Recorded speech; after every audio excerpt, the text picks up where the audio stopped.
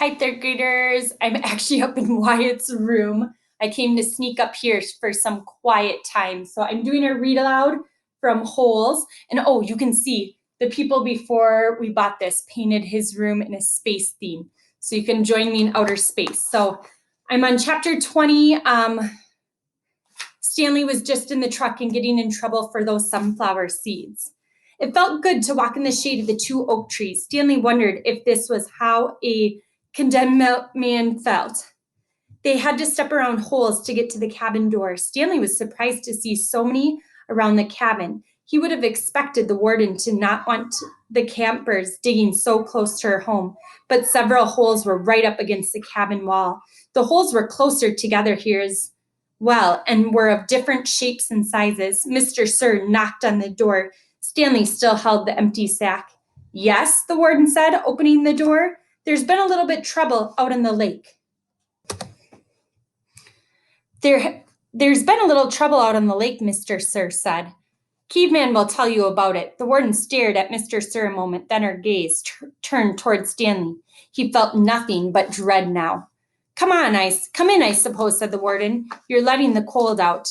It was air-conditioned inside her cabin. The television was going. She picked up the remote and turned it off. She sat down on a canvas chair. She was barefoot and wearing shorts. Her legs were as freckled as her face and arms.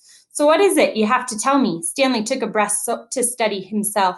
While Mr. Sir was filling the canteens, I snuck into the truck and stole his sack of sunflower seeds. I see. She turned to Mr. Sir. That's why you brought him here. Yes, but I think he's lying. I think someone else stole the sacks, and Caveman is covering up for X-ray or somebody. It was a 20-pound sack, and he claims to have eaten them all by himself. He took the sack from Stanley and handed it to the warden. I see, the warden said again.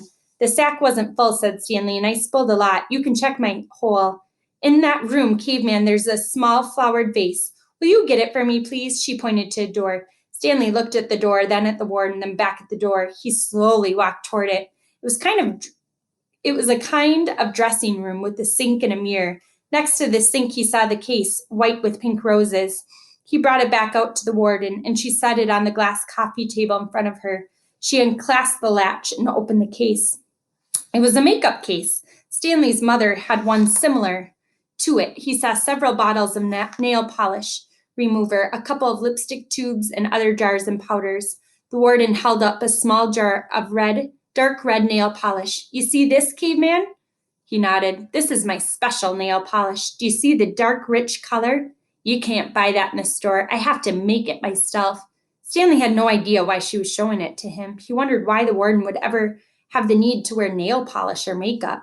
Do you want to know my secret ingredient? He raised and lowered one shoulder. The warden opened the bottle. Rattlesnake venom. With a small paintbrush, she began applying it to the nails on her left hand. It's perfectly harmless when it's dry.